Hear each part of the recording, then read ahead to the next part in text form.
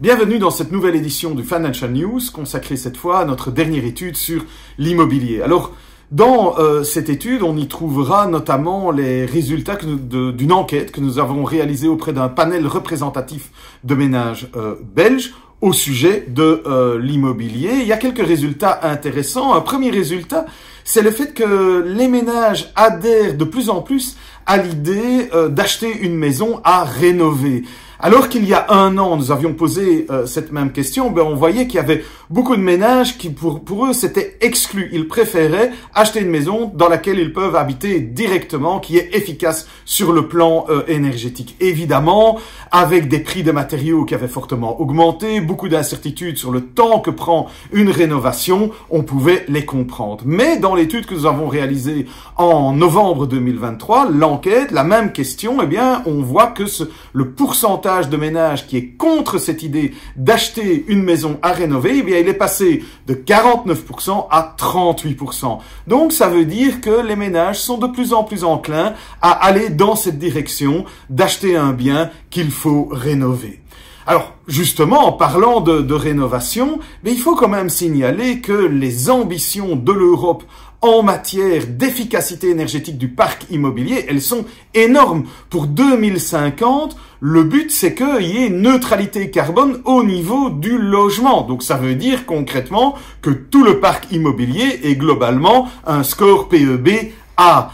Donc ça, il faut bien s'en rendre compte qu'en fait, il va encore y avoir une énorme vague de rénovation à réaliser. Et c'est intéressant de voir qu'il n'y a que 28% des ménages interrogés qui connaissent ça, qui savent qu'il y a de telles ambitions. Donc attention à ne pas sous-estimer les efforts qu'il y a à réaliser et l'impact que ça peut avoir sur les prix des biens immobiliers et la différence de prix qu'il peut y avoir entre des biens qui sont efficaces énergétiquement et les fameuses passoires énergétiques.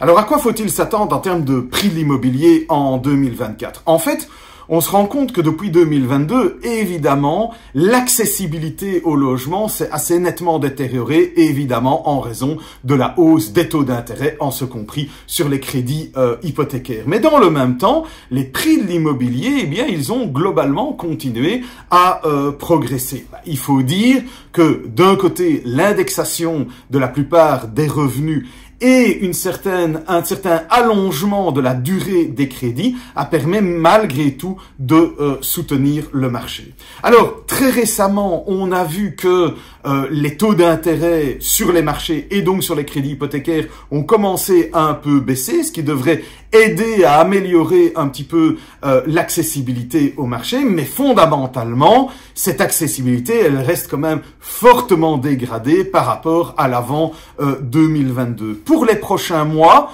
il y a peut-être encore un petit potentiel de baisse des taux de marché et donc sur les crédits hypothécaires, mais il n'est probablement pas énorme compte tenu de ce qu'on a déjà vu ces dernières semaines.